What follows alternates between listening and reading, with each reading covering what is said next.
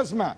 لا اسمع، غضب عليك سعد لو سمحت، انت يعني تحدثت.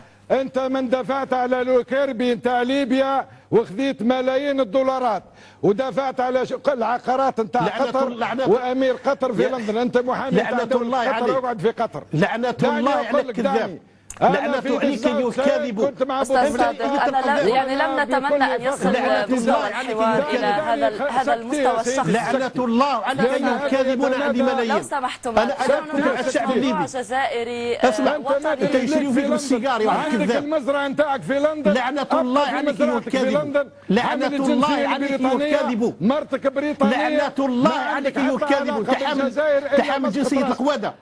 أنا مضطرة يعني إذا استمر مستوى الحديث بهذه الطريقة مضطرة لقطع الحوار. أستاذ سعد، أستاذ صادق، أتمنى يعني أن يكون الحوار بمستوى التحديات التي تواجهها الجزائر الآن.